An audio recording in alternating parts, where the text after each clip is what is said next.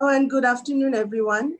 Welcome to our third webinar from the webinar series on gender-based violence, organized by Center for Gender and SRHR, Bragg James P. Grant School of Public Health, Bragg University.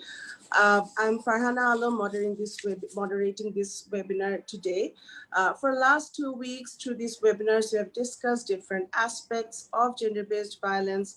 And today also we will talk about another topic, which is colorism in South Asia.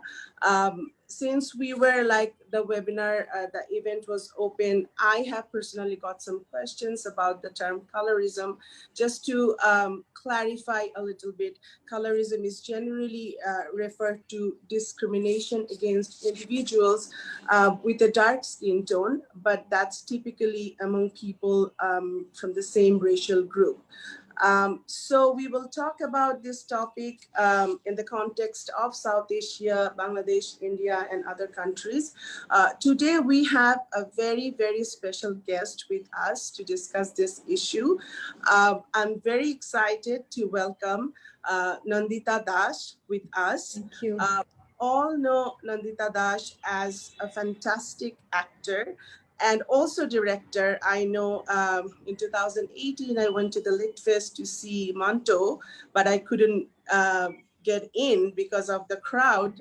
So I'm assuming you all know that part of NANDITA Das as well.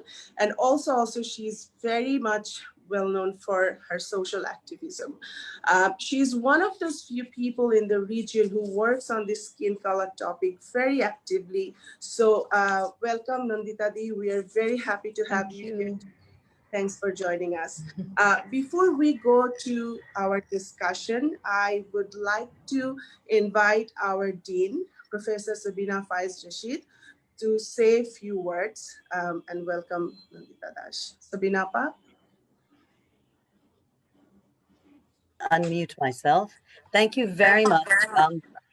I wanted to say that it is an honor and we're very grateful because NANDITA Das is so well established, so well known, and she made the time today for this webinar. And it is in Bangladesh, these sorts of issues are under the radar, I would say. And we don't have this level of activism, nor do we have sort of famous celebrities who put their work and their name and their face behind something that is so important. This is part of a series of seminars or webinars, as we're calling it now, at the School of Public Health, being funded by CREA on gender-based violence. So we looked at media and sexuality, masculinity and violence, and we're also looking at disability and sexuality. And this is something important because we reach out to many, many different groups: students, young people, practitioners, activists, lawyers, journalists. And I think the more we can actually have these discussions in Bangladesh, I think we can at least move forward, because some of this I just find invisible. So thank you again. I also want to say that we made this happen because of Professor Shohini Ghosh, who's also joining us today, and she's a visiting faculty at our Center for Gender. And I'd also like to acknowledge NANDITA for her donation to the Sex Workers Network for this webinar. So thank you so much. You can help us get our voices to a much larger audience just because of who you are. And we are grateful and thank you so much. I'm looking forward to this. We're very, very, very, very excited. Thank you. Thank you so much. Thank you, Sabina Pa. So before I start, just a few things for the audience. Because of the limited time, we won't be able to take direct questions from you, but please put your questions in the chat box for those audience who joined us through Zoom. And those who are watching Facebook Live, please put your comments in the Facebook comment section. We have a team who is going to take those questions and send it to me, and I'll try to address all of them, I promise. Again, NANDITA Di, I want to call you NANDITA Di. I was just going to say that Ami Budo Kindu Ato Budo na Nei, so you can call me NANDITA. Chulgulo shop Shada, Shohinir Motun, but I just sadly have colored it after days of it flaming white, which was actually not too bad. But reasons that shall be revealed later. Yeah. So feel free to call me what you want. আমি আপনাকে নন্দিতাই ডাকছি। So let's start. আমরা আজকে কথা বলছি, we are going to discuss the topic of colorism, and we know you have been through your work, through different campaigns. You are very actively working on this topic. So I just want to start, Nandita, when exactly did you feel? Because I know I was looking, I saw some of your interviews and your work. You said that you are the face of this topic by default because of your skin color. But there are so many of us, like we're not that fair. But when did you exactly think that, okay, I want to talk about it, or I want to take a stand? You felt that this is something you want to take a stand on? So I think if you are a dark-skinned person, especially in a country like India or in South Asia, there's no really escaping, prejudice and somebody giving you advice as to how you can be lightened, whether it's an aunt or whether it's a friend. A lot of your well-wishers are constantly reminding you. Also, if you're in films, I remember every article of mine would start with dark and dusky Nandita Das, as if they had to qualify my skin color, almost as if they had to say that, she's dark, despite that she's an actor. So I was conscious of it in the sense that I knew that this is a discourse that's kind of hidden in plain sight. We don't really talk about it, but it's there in our society. It's so deeply ingrained. It's normalized to an extent that you don't even talk about it. But I didn't think of it as a standalone issue. To be honest, I felt that there are so many bigger issues that women are fighting for and fighting against, does this really merit a standalone attention?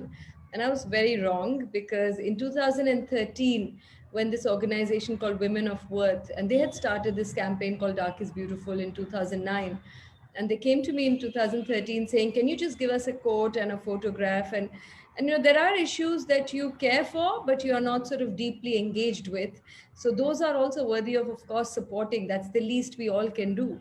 So I gave a quote, I gave a photograph, and I kind of almost forgot about it. And it suddenly went viral, and a lot of, especially young girls, started reaching out and writing about it. And through the social media, not just Indian, but international media suddenly started taking a lot of interest. This word colorism became sort of more part of the vocabulary.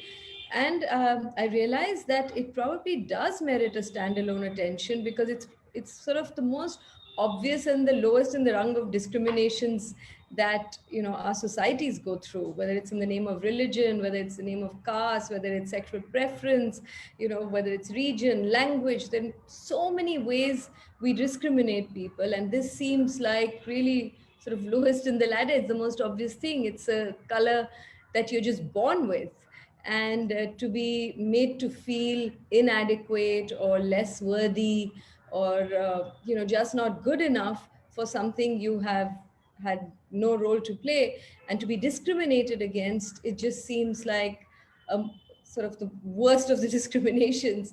And therefore I started by default becoming sort of championing this cause, not because I started out to, but just because so many people would talk about it, share their stories. And I realized that I was very fortunate that my parents didn't put this complex in my mind. But there were many who were not so fortunate, and they really they were feeling so pressured by it.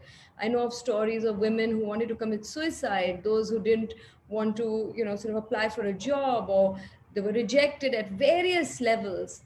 Also, our ads, our hoardings, our television, our films, everywhere, if you see that 80% of our population is not even represented. So I think the more I got to know about it, the more involved I started getting. Yeah, I also like can connect with the fact that you said that you were very lucky that your parents never like made it an issue. But I think parents are sometimes they do it not on purpose. Like for example, my parents, I don't remember যে কখনো বলেছে ও তুমি শ্যামলা বা তুমি ফর্সা না, but ধরেন যখন মার্কেটে একটা কাপড় কিনতে যাচ্ছি বলছে আচ্ছা এই রংটা তোমাকে মানাবে না। So that is I think the সব সময় হয়। হ্যাঁ হ্যাঁ, তখন আমার মনে হচ্ছে ওকে, সো there is a মানে একটা মানে আদারিং যেটা যে একটা আলাদা আছে যে সব ফর্সা হলে সব কালার পড়তে পারবে আমি ওর মধ্যে পড়ি না so I cannot do that এই ধরনের something these things are so normalized in the society so that is also just sometimes we don't even really think about these topics we internalize it যে আমরা আসলে colorism নিয়ে বলছি so আরেকটা জিনিস Nandita I really wanted to know that you worked with some of the finest directors in Bollywood after I don't know Bollywood but like the Indian cinema I would say because I've done films in different languages so I would call it sorry that also I remember with Shohini Di I referred it to Bollywood but we are just like so used to the word Bollywood I know Indian films is kind of associated with Bollywood but there is a whole lot of other cinema that also exists thankfully Thank you for reminding me that so ওই জিনিসটা যে Indian cinema you worked with some of the finest directors but how did your skin color affect your work in films how did it so firstly I didn't really want to be an actor it wasn't a dream or an ambition so that too was by default and when you don't really have a goal you don't really work towards it so I didn't have to go through the typical casting or reaching out to directors for roles Fire was my first film and it sort of led to some interest and there were directors who reached out to me and I chose the stories that I felt resonated with my own interests. My background is in social work, so and also street theater, and the kind of friends I had, and all of that impacted the choices that I made in films. So it wasn't, in fact, really Bollywood. I ended up doing films in different languages, in 10 different languages. And those were mostly very realistic films. There were films about ordinary people. There were extraordinary stories about what we call ordinary people. So in that sense, they wanted your skin to be real. I didn't have to put on a lot of makeup. In fact, sometimes no makeup, most often no makeup. So whether it was a Bengali film by Rituparno Ghosh or Mrinal Sen, or whether it was, Malayalam film by Adur Gopalakrishnan, or a Kannada film by Kavita Lankesh, or Mani Ratnam's film in Tamil. So all of these films were fairly real. They dealt with either it was set in a rural area, or it was a slum dweller, or it was somebody who was sort of low in the hierarchy, and for that this color seemed fine. But the minute the couple of projects that I did where I was playing an educated upper middle class character, and I won't name them, but very educated and progressive directors also did come to me, and sometimes either directors or the cinematographer would come and say, can you lighten your skin a little bit, because this character is I know you don't like it, but it's an upper middle class educated character. So then I would just turn around and say, well, then it's the wrong casting, because in some ways I come from that background that the character has come from, and yet you don't think that you want to break the stereotype and you want to pander to the stereotype that we've created and what in our minds or our cinema has told us what should an upper middle class educated urban person should look like. And so we would have some arguments, and then they would finally relent and say, okay, fine, we are fine with it. Sometimes in films I have not put that kind of like a lightened my skin, and in the final film I see that suddenly my skin is much lighter, because you can now tweak in the post production and completely change the color of a person's skin. As you know, you can even remove every wrinkle. Thankfully, the kind of films I did didn't have the money to do that, but some of them would just lighten me in post production. I have had interviews about colorism and skin bias, and the photograph that I've given them, they've lightened it. So I think it's just so ingrained. And sometimes they do as if they're doing me a favor, that they're making me look better. So we have, it is a very deep, deep prejudice, and that's why it's so difficult to fight. Yeah. So also when this skin color topic comes, and as you said, like 80% people are not like fair skinned in this region, even for Bangladesh, I can say. But when we look at the media, movies, ads, dramas, যেখানে দেখি যারা যেখানে represent করে নায়িকারা বা এখানেও সেটাই হ্যাঁ সেটা তো সেই ক্ষেত্রে আসলে মানে মানে আপনার কি মনে হয় যে আমরা তো এটা নিয়ে অনেক কথা বলি এবং also the whole discussion about the objectification like মেয়েদেরকে অবজেক্টিফাই করা and that also there are different discussions যে কেন অভিনেতা অভিনেত্রীরাই কেন এগিয়ে আসছেন না এটা বন্ধ করতে, ওনারা নিজেরাই কেন নিজেকে অবজেক্টিফাই করছেন। So what is your take on this discussion media রিপ্রেজেন্টেশনের ক্ষেত্রে? So in any case, this objectification or how we want a woman to look, the beauty has also been kind of standardized, that these are the parameters. You have to be thin, you have to be tall, your hair has to be like this, your waist has to be like this, your cheekbone has to be. They've literally carved out a sort of a European centric idea of beauty, and everyone's kind of trying to fit into it. Some say it's because of casteism, some say it's because of the British colonial history that we have. Some, give the reasons that's got to do with the Aryan culture, whatever the reason may be. In today's time, when we're talking about, equality for women, equal opportunities, we're still talking about the color of the skin. But all of these are also very deeply intertwined with how we view women. How do we see them? Do we see them as people? Do we see them a category? Do we see them as subservient to men? I mean, the patriarchy is so deeply entrenched, and now all around us we are seeing misogyny coming out in the open, right? I mean, it's not that it has suddenly, there's a burst of misogyny. It's obviously existed for the longest time. Now there is a shamelessness to it.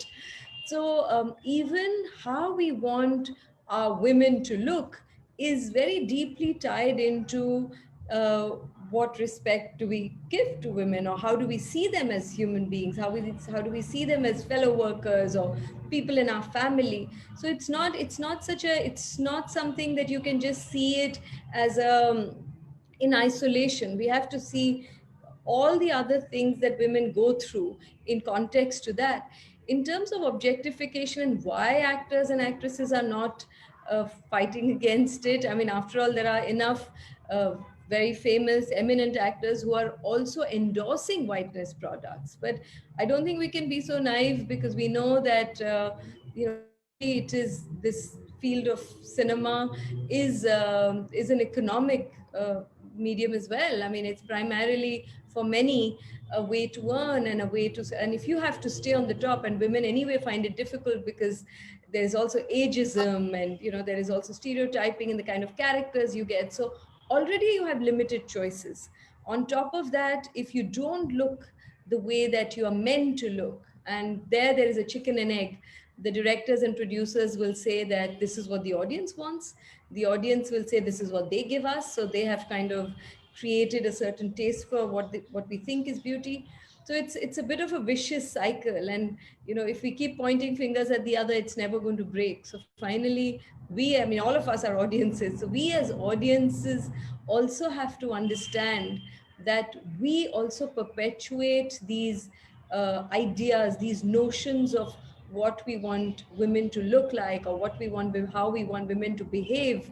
And there are so many films that are so regressive about women. I mean, they've been going on for years. It's not a new phenomena. It just changes its color and form, but that kind of a regressive attitude and the kind of characterization of women has been there. So I think why actors don't do it, I think the answer is quite simple, that this is what is going to keep them going. They feel this is the demand and they need to comply with it. I'm sure there are actresses who also try and fight those battles. And if you see some actors who when they do more independent films, their skin color looks completely different. Even if you just Google any actor and you see the range of films, and you will see their skin color keeps shifting. In a more commercial film, they become lighter. In fact, the reason why I've become the face of this campaign is because most female actors especially have become lighter and lighter with every film, because the pressures are enormous. So I think to expect and to put that responsibility only on them, to say that why are they not fighting the battle, I think would be unfair, because we as a society have to kind of get over that prejudice, and we will then see the change. Yeah.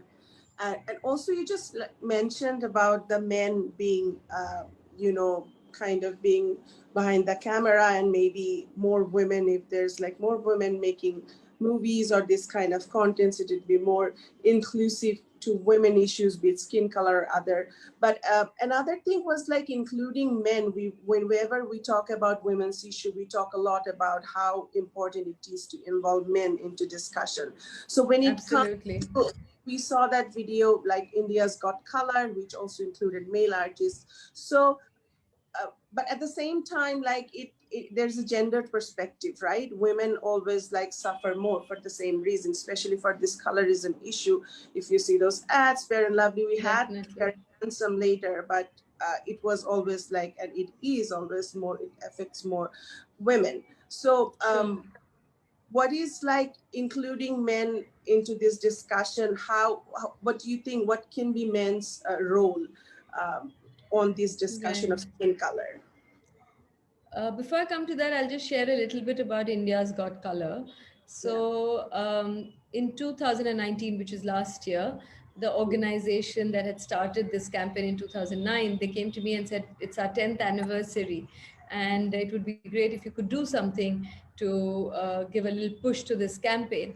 To be honest, I was always uncomfortable with this, the name Dark is Beautiful, because you're also saying, firstly, dark, then you're kind of saying dark is a category of people. You're also labeling it further.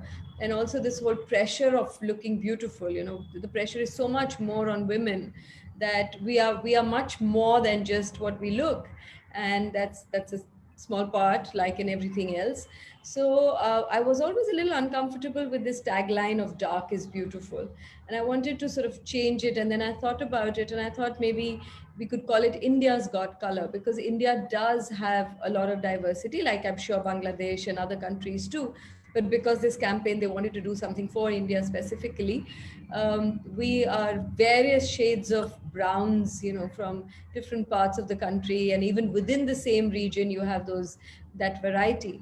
In any case, diversity is under such great threat, and diversity of all kinds, diversity of ideas, diversity of religion, diversity of caste, or diversity of language, diversity of sexual preference, whatever you call it. There's so much diversity, and we are always trying to homogenize and sort of create a system by which there is a sense of majoritarianism, that all of most people are like this, and therefore it should be a certain kind. Whereas in colorism, it's the opposite, because in India, actually 80% are probably shades, little here and there, like my skin color, and yet we have this so much of prejudice. So I thought this would also be a nice way of addressing the idea of diversity and the need for inclusion. And that's why we called it Dark is Beautiful. And just as you talked about men, why shouldn't light skinned people be also part of the campaign? We often see that whatever issue that you are having to battle, or you're a survivor of that issue, you have to fight that battle. But that it shouldn't be like that. And if farmers are committing suicide and are going through hell, why should only farmers be collecting to fight against this, right? Or if there are workers, if there are factory workers, or if there are women, why should on 8th March only women be marching? So for every issue, if we could fight each other's battles, it would be a more sort of holistic approach to it, and it does impact all of us. It's finally part of the same society. It's finally a human rights issue. So therefore, the idea behind India's Got Color was that you could be of any skin color. You are part of this campaign. You can champion it. You can sort of fight for a greater diversity in color. In terms of men participating, of course, I mean, it's not even a question. That definitely in our discourse, and I think somewhere the feminist movement has also probably, not taken cognizance of that for a long time, and that's why there was so much work that was done with women, that in a way the gap has increased, because women are questioning, women are out there, women are being vocal, women are not taking it lying down, and not enough work has been done with men. So the gap in some ways has increased. So definitely there's a great need to work with men, and we have to build allies in any case. Whatever issue we take, if we become, sort of, if we say that this is only our issue and therefore we must fight it, I think we need allies from all walks of life and, across these binaries. I mean, I don't think we should have those in any case. So definitely we have to engage much more with men. And like you said, now we have fair and handsome, and which says ki apni behan ki cream. Why are you taking your sister's cream? Take your own. So ads telling you that there could be a separate cream for men. And so yeah, it's really no more about men and women. It's really about coming together against all forms of discrimination. Yeah, and interestingly, I was watching a movie recently on Netflix. It's Nawazuddin Siddiqui and Radhika Apte, I think, and he was a police officer. And every day when he goes for duty, before that he has a like hidden Fair and Lovely behind the dressing table. And I saw that he's putting that on because he's not getting good marriage proposals because of the skin color. So it was kind of a Exactly. different, like it was felt different, like seeing that a man doing that. I think, Nandita, we were discussing a But lot that's of. okay. I mean, if women can do it, I don't think just because men are doing it's a bigger issue. I No, no, feel no. whether it's men or women, In fact, Radhika was part of the India's Got Color, and she shared some of her stories and how she was constantly being pressured to lighten her skin.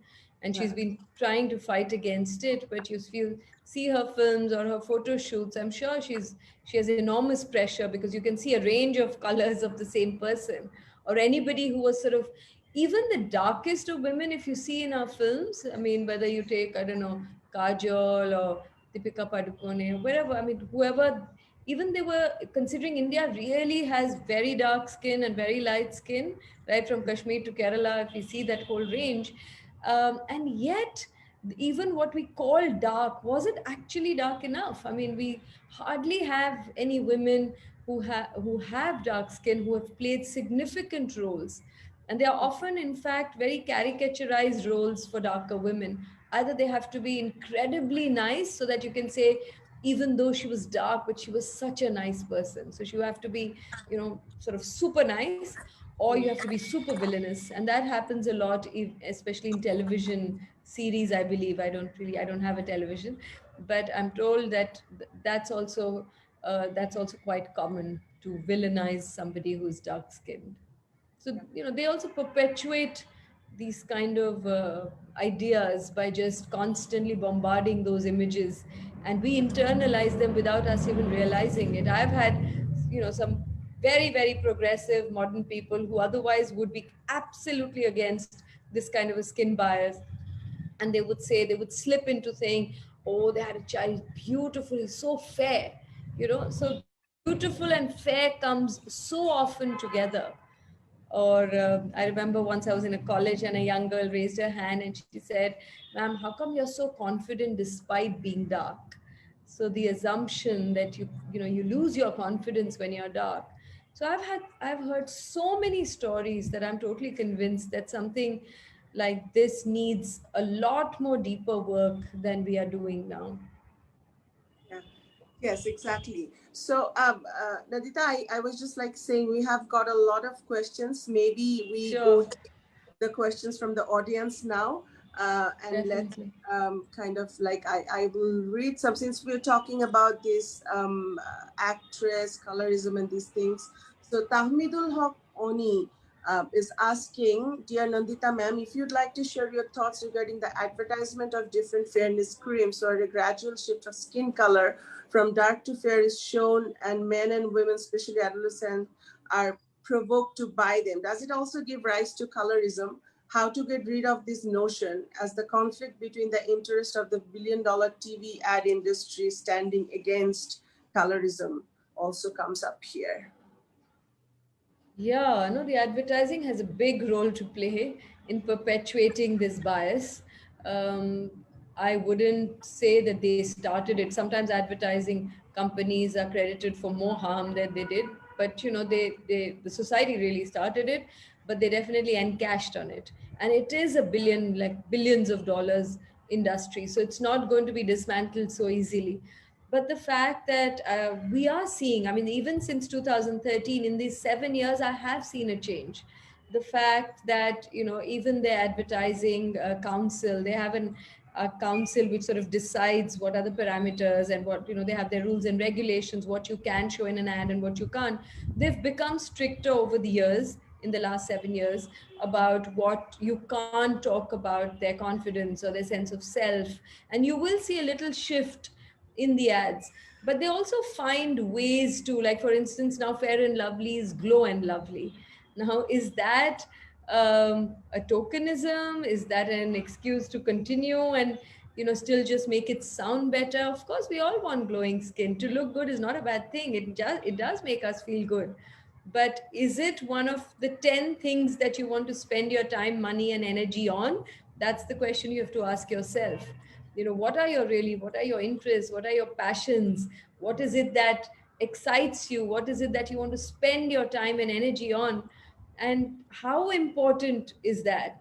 So these advertising, these ads have almost made us feel as if that's the most important thing, because they have associated, it's not just another beauty product. They have associated it with getting a better job, getting a lover, getting a husband, making your parents happy. They have connected it to your sense of self. And that, in my mind, is really, really dangerous, because then you're not, it's not like when sometimes Westerners say, oh, we want to get tanned and, you know, you want to get lighter skinned. It's not as simplistic. It's far more complex than that. So definitely the advertising world has a big role to play, and it's not going to change in a day. You know, no big changes happen so quickly, but all of us have to examine our own prejudices. What have we done? When we see another person, how do we react to when we find somebody beautiful or not? Or how do we stop our own family, our friends, if they are suffering from this kind of a complex? So what is our really role? What kind of actors do we like? Why do we think that, you know, light skinned is better? Because it's so deeply internalized that if we ask all these questions to ourselves, we may not have clear answers. And there's so many songs, especially in Hindi films. You have Gori Gori Kalaiyan, Gore Gore Gal, you know, those kind of, like, lighter skin is celebrated in every form. In Hindi, there is what we say, rang saaf nahi hai. I think Bangladesh এটা বলে না? Moila. No, you don't say that. You say that? No. বলে যে গায়রং ময়লা। হ্যাঁ, ময়লা। তো আমরা কি ময়লা? মানে are we really dirty people? You know, so গার রংটা ময়লা. So even though it is meant just not dirty as such, but to associate everything dark with something that is either evil or dirty, sort of goes into our subconscious and kind of makes us feel that everything, and that's what we've grown up with, right? White is just seen as symbol of peace, symbol of purity, the fairies, everything is sort of, and seen as white is the better one. So it's a tough battle to fight. But I think the more aware, and especially the more empowered, even as women, we start feeling and we start defining ourselves with so much else that we have, and not by our skin color, I think it would start mattering less. And when it matters less for you, you sort of almost emanate that kind of a confidence, and it will slowly matter less to others. And in any case, when it matters less to you, even if it matters to others, it stops mattering to you. So, you know, all of us have to reach a place where we feel comfortable, literally in our skin and metaphorically, of course. Another question kind of related to this, Sayeda Samara Mortada, she's asking, in this age of capitalism, where there are a huge number of products starting from makeup to cosmetics, how do we draw the line on what is okay and what is not? For example, are we saying it is okay to market products like a blush, but not a fairness cream? Yeah, it's a good question, because that's the argument that the pro-choice people give. And that's why I've never been, in fact, for banning, even when this whole ruckus happened after George Floyd's killing that the whole world saw, and Black Lives Matter got sort of a new lease. And there were repercussions here as well, along with I Want to Believe the Dark is Beautiful campaign also had something to do with it. And, you know, HUL, Hindustan Lever, decided to changed their name. There were other companies that Johnson and Johnson withdrew their product. They changed the band-aids from peach color, which they call skin color, to various skin colors. All of these changes, when it happened, I mean, sorry, I just lost the train of thought. You asked But about, yeah, pro-choice. No, products I got like it back. blush on, Right. they, Yeah. So should it isn't it a choice? And that time there was a lot of conversation whether we should ban these fairness creams. I'm generally in favor of freedom, and I do believe that we don't have to fear freedom so much. That's how a society and an individual becomes more discerning. I mean, the internet is a great example, right? Everything is available on the internet, the bad, the good, the ugly, all of it. And despite it all being there, not all of us are looking at the bad and the ugly. So it will finally depend on what I'm searching, what is it that I'm looking for. And even if there is a lot of rubbish, and I might see some of the rubbish, slowly I'm also becoming discerning, and then only the good is going to survive anyway.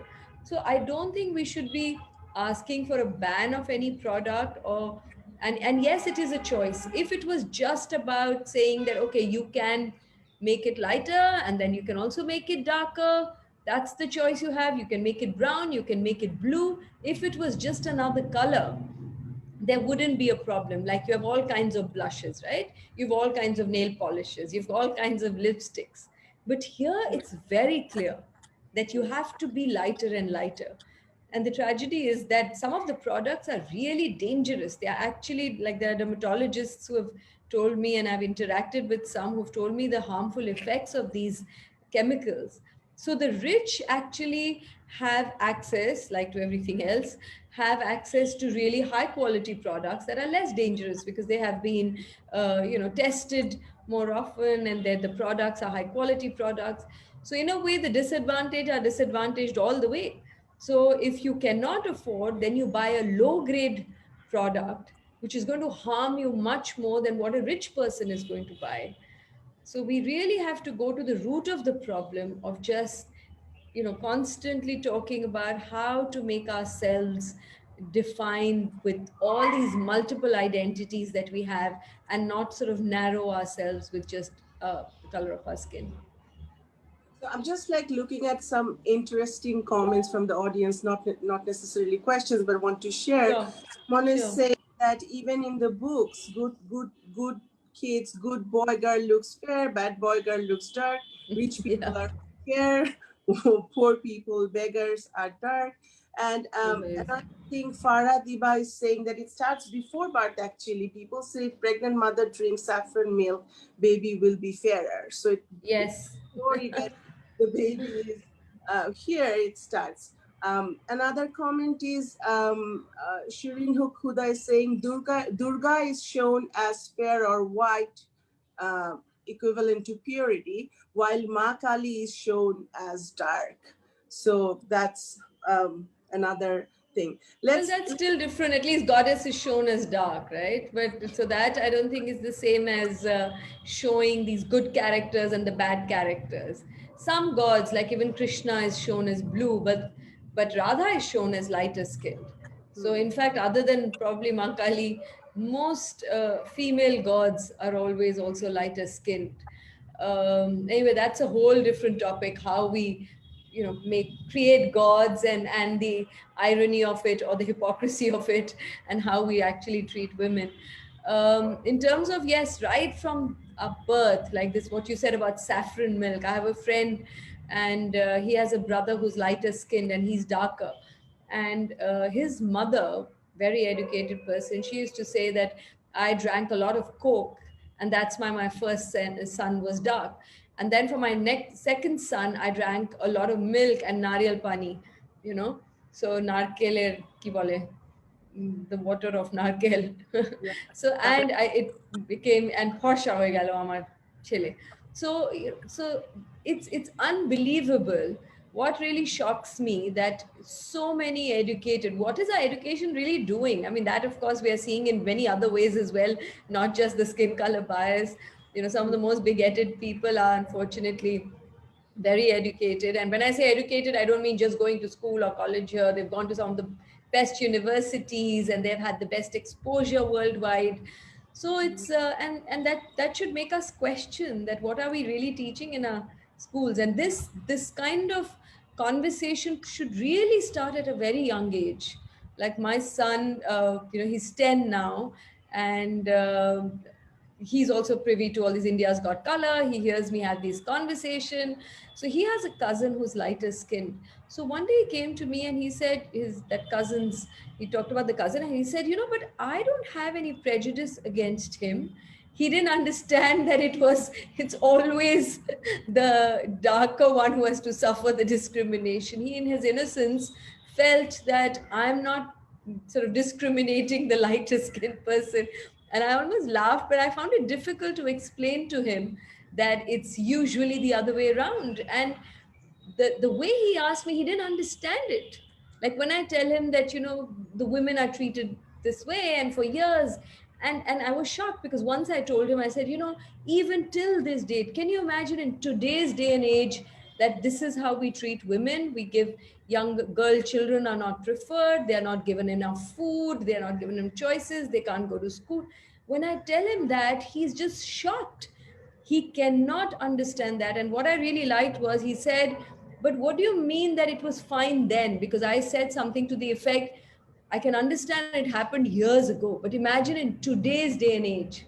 So I realized my own conditioning that at some level I had internalized that it's okay if it happened 200 years ago, but how can it happen today? If it happened 50 years ago, it was fine, but how can it happen today? And a 10-year-old asked that, why are you saying it was okay if it happened then? And I think the new generation, I'm very hopeful that they will change the discourse and they will make us realize that we have also kind of internalized it at some level and we have forgiven too much and said, oh, well, this historical wrong happened, let's try and correct it today. We haven't questioned our past enough, maybe. So one question again related to this is like, it is about power and privilege and continues to persist. Do you think so? Is it changing somewhat among this younger generation in your country? What do you think? You mean there's a power privilege in terms of the skin color, you mean? Yes. So, privilege, yes. I mean, I have spoken to many parents who have told me the stories of their children, especially those who have two children and one is lighter and one is darker. I see parents being very stressed. I remember a mother came to me and almost she was in tears because one of her daughters, who was slightly darker, who was an older child, she was about 6, and a 3-year-old child, when she got into the same school, because she was lighter skinned, the older girl's friend started saying, is she really your sister? Because she's so much lighter. She looks like a little fairy. Are you really her real sister? And because children can be cruel too. And she went through hell. So many parents talk about the fact that, their children suffer from these complexes. And so definitely we have to address it at that level right from the beginning and talk about it and ensure that kids understand this at a very instinctive way.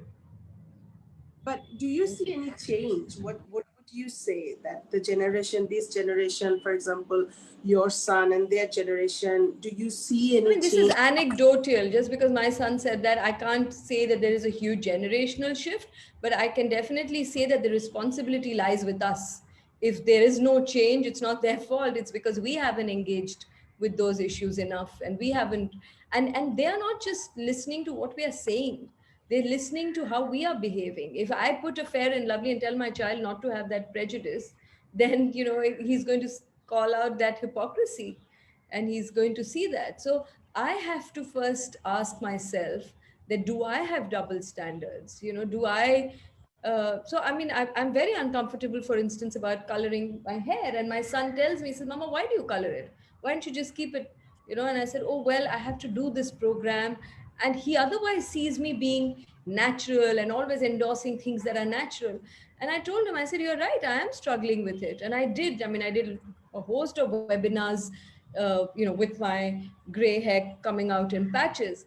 And then there was this big fundraising gala, and these people told me that, could you please, I mean, they didn't say to color my hair, but they just kind of made it sound like, you have to wear little fancy things. And I was like, that's the best part about lockdown, that you don't have to wear anything fancy and you can just be in who you are. So I'm struggling with my own double standard about it. I'm waiting to, but because there is so much of ageism in the film industry, if I want to act, and not always as the, a mother of a 30-year-old, and I will have to say, well, I'm an actor. I don't mind doing a role that is older than me. And I'd be happy to. It's not about younger or older, it's about the character I'm playing. But oftentimes people just have a certain way in which they want to box you. So, but I think the younger generation, the more conversations we have, the more they'll change. So, really, the onus lies with us.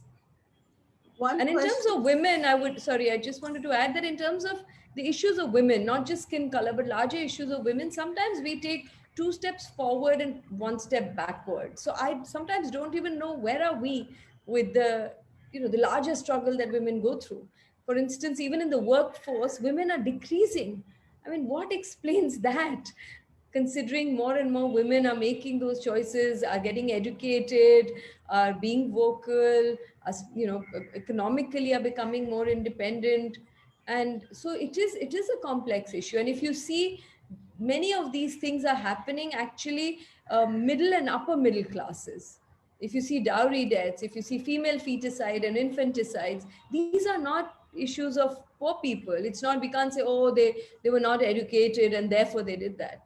It's more people who understand what sex determination is, who can afford to get a sonography. Those are the people who are doing it. So I think we as the educated class have to really look within ourselves and see what detrimental role we are playing in the world today and in the way we are raising our children.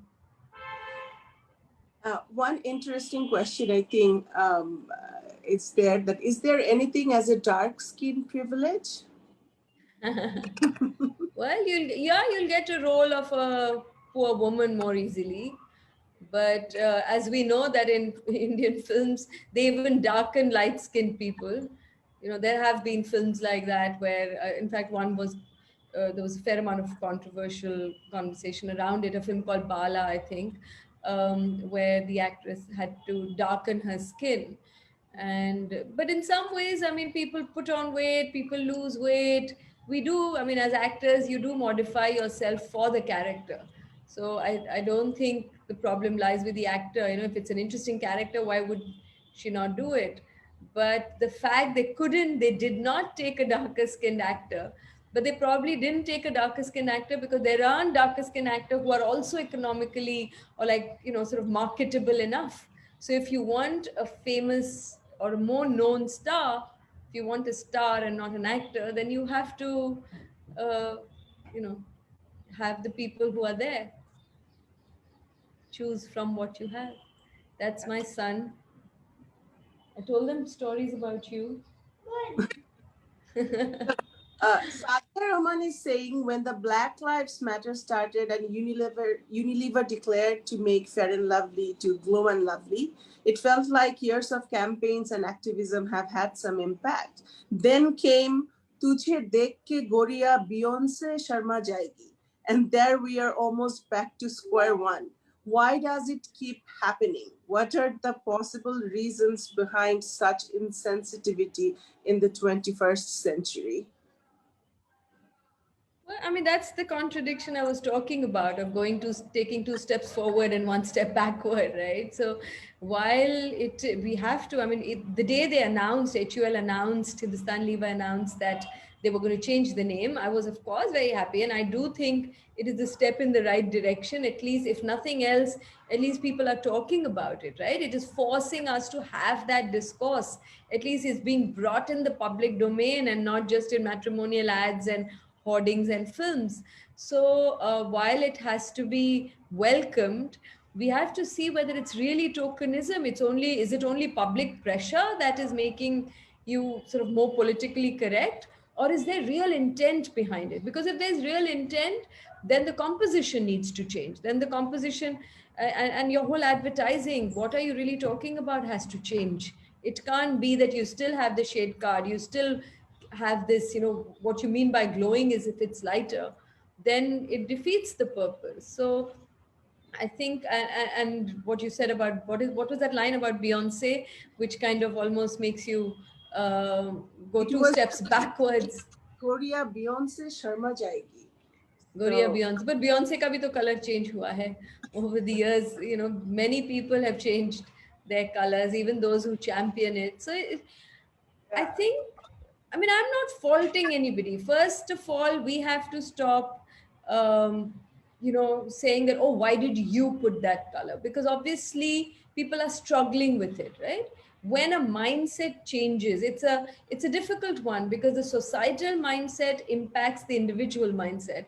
And the society is finally made up of individuals, which means the individual mindsets have to change for the society to change. And we are always telling the other to change. We're telling the filmmakers, we're telling the advertising, but we are not changing that. So I think it's important that we take greater onus of changing that mindset. I know I'm sort of repeating that, but it's not otherwise going to be easy to change it. We have a lot of questions, but we don't have much. Can you just give me 1 second? I'm sorry. I'm Yes. sure you will understand. My son is sort of desperately asking me one question. I'm going to quickly just answer that. Yeah, what did it say? No, I'm not on mute. Can you tell me quickly? The mail hasn't come. Which mail I hasn't sent come? you like 2 hours ago, it hasn't come. It's in the server, answer. What is your time? What time do you have to submit it? 4:30. 4:30? Like way Take my before that. so take my phone and just airdrop it. Got it. Okay, I'm very sorry. He had a No. submission of his homework, these online schools and all is quite Okay, traumatic. I was saying that we have lots of questions, but we are almost like out of time. So I think this is the question I'm asking. This is kind of similar question, so you can address it in like one go. Then we'll kind of wrap up. So the first question it's from Otonu Rabbani. Is asking, so what are the few structural changes we should expect to realize the changes in the attitude we are hoping for? So that's one. And I think another similar question from Shahana Siddiqui, who's asking if you could please talk about how colorism and institutional discrimination, how are activists working with various institutions beyond the film industry on eliminating colorism in South Asia? So I think both questions are like what needs to be done. So just like I mean, like in anything, right? When we talk about diversity and inclusion, it's not just in the industry, but when we talk about, ensuring that there's more diversity and more representation, this is one of the diversities that we have to be cognizant of. I remember there was somebody in Europe who once told me that now even in orchestras, when they audition musicians, they have a system where they keep a cloth between the judge, the jury, and the musicians, so that you're not able to, how they look should not impact how they sound. So there are certain human biases that we are really fighting against in this case. So I think in terms of institutionally, what we can do is to be aware of those biases when we are employing people, not just people who are sort of fronting, like a receptionist and a air hostesses. I know there's a huge amount of bias there, but I have heard of stories even for scientists and researchers, which has nothing to do even with how you look, that that hidden bias, just kind of subconscious bias, just plays out. So if you kind of, but beyond a point, you can't sort of say, okay, we have to take a light skinned and a dark skin. We have to question, we have to have enough conversations amongst us that we should be able to call out each other if we are in a group, and if that's the bias, we sense that bias, that this person had as much expertise or even more, but we were plagued by that bias, then we should talk about it. So I don't know, I mean, institutionally, what we can do. There's one question that I want to, in fact, address, which is an interesting one, which says by Geeta Mishra, racism and colorism are different, and the campaign for racial justice is different than addressing colorism.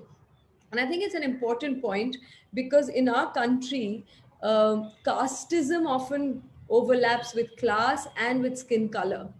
And, in our country especially, we just don't address caste enough. I mean, far from enough, I would say.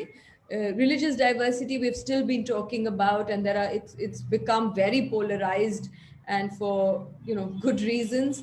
But somehow caste, even amongst the activists or amongst the liberals, or we are just not addressing the issue of caste enough. And while there are overlaps, caste is far more complex, deeper. The prejudice is much deeper. The oppression and the segregation is much. It's a huge issue. So I'm not trying to say colorism is as big or small, but like I started, no issue is big or small. If it impacts your life, it's big for you, and every individual matters. So I totally agree that racism and colorism, racial justice, or here if we say, Dalit lives matter. When Black Lives Matter came, there was a lot of conversation about the fact that everyone who's marginalized, their lives matter. So I'm not trying to mix racism and colorism. I just wanted to clarify that. Yeah. So we are almost like at the end of this webinar session. Last words, Nandita, and I'm seeing a lot of questions about কি করতে পারি if we face any form of racism in professional and personal life. How will we tackle them? What to do? Because there are lots of self-esteem issues, and as it goes. It does have a direct attack, and I have now known in these 7 years, because of engaging with this issue and being privy to a lot more stories of people than I had ever been before. I mean, earlier there would be one off, I would also address it in some of my other talks, but now having been engaged with it for last 7 years, I've heard really, really horrific stories. So especially to the young people, I would say that I'm not going to only say that believe in yourself and all of that, but explore your other interests, explore your passions. I know it's tough, because I remember one young person once, when I said follow your heart, and that person said, but I don't know what my heart is saying, I don't even know what I like doing, I don't have a passion. And I realized that it is a privilege to even have a passion, to because you are exposed to those choices. Many of us are doing what we like doing, so it's a very different thing, and we can't take that for granted, because our families, our schools, our peers, no one's encouraging us to actually follow our heart, to even explore different things, to know what you're passionate about. So I would just urge you to throw yourself in different experiences, so that you can find your passion and your interest, and make, like, what do you want to do with your life, how do you want to make it purposeful and meaningful. And once you have that, you won't have time to think about all of this. It would be so low in your priority. Like I said before, we all want to look nice, and we all wear a better shirt the day we sit in front of in a webinar. But as long as it's the 11th thing that you think about, and you have 10 amazing things to do, I think you'd be fine. And also, I would say, and this, but I'm telling you, I'm also telling myself, that all of us have prejudices. It's very rare not to have a prejudice against somebody or some community or something that you don't like. So I think the more we look within ourselves, and the less discriminating, the less prejudiced, less biases we have, the more open we are. I think we will also spread that through our work, and through our life, because there is a rippling effect that happens in the way we conduct ourselves, in the responses we give to situations. And if it is a genuine one, it will impact much more than just sort of talking about all the right things, because we've all learned to say the right things, but it's really important that we mean what we say. So I would say that all of us have to work on uh, those things within us. Thank you, Nandita. I just want to Thank go you. on and on, but I was told from Nandita's team very specifically that she cannot be with us more than 1 hour. So No, we because have, evening is the only time I have a little bit with my son, because all day it's online, and I have another webinar in the evening. So that's why I had made that request. But thank you. I mean, one thing good that has come out of, there are very few good things that have come out of this pandemic, because too many people are suffering, and unfortunately the repercussions are going to be very long lasting. But at some level, just the fact that we can connect, I mean, I have connected with so many people through these webinars that I probably would have never known or met, or talked with. I mean, this evening, in fact, the webinar I'm doing is with a Mexican actress, you know, so it's interesting to see what, I don't know anything really other than a few Mexican films that I've seen. I don't really know much about their culture, but I can imagine that it can't be too different because they're also sort of socially, culturally, it has a similar sort of background. So I'm very curious to know. So I think this is a time, especially as South Asia, we unfortunately haven't been able to build that identity. And I feel very strongly about it. I was part of something called Seher, South Asians for Human Rights, where Hamida Appa from Bangladesh and, Mr. Kamal and various other people from Pakistan and Nepal and Sri Lanka, and all of us came together. So I just think this is an opportunity through different issues to go across border and have these conversations, because we do share a similar socio-cultural atmosphere. So I hope there will be many more such conversations across the border. Thank you. Thank Thanks a you. lot, Nandita, for agreeing. Thank you. Thank you, everyone. And Shoini is a very dear friend. And you didn't tell me before that she was also involved. So, but I'm happy that I could say yes without that, because then that would be nepotism, right, Shoini? That's In right. today's world. But good seeing you too. Like Shoini this, but yes, Shoini Di has been like part of the team. She's been really helpful. And thank you, Nandita. And we were like Thank you. Thank you, Sabina Appa. Thank you. And Thank you, others, Nandi. everyone Thank you, who's Nandi. here. We're grateful, and this was very, Nandita, very much needed for us in Bangladesh, and we were going to continue to work here so on these critical issues, and so thank Well, I you. hope Really someday made I can do difference. a film. We can do a collaboration. We were in talks with one of your filmmakers and it didn't finally come through. But I do hope that someday We will we can follow work up, and we'll together too. definitely rope in Shohini, because I think Yeah. that's the best way to get you, because you're so busy. So we are Well, grateful we all because are busy. I think but we always also make time for things that we want to. So thank you for thank helping you. us with our work, and thank you to Kriya for giving us Thank support you. for this project. So thank you. Stay Thank safe. you very much.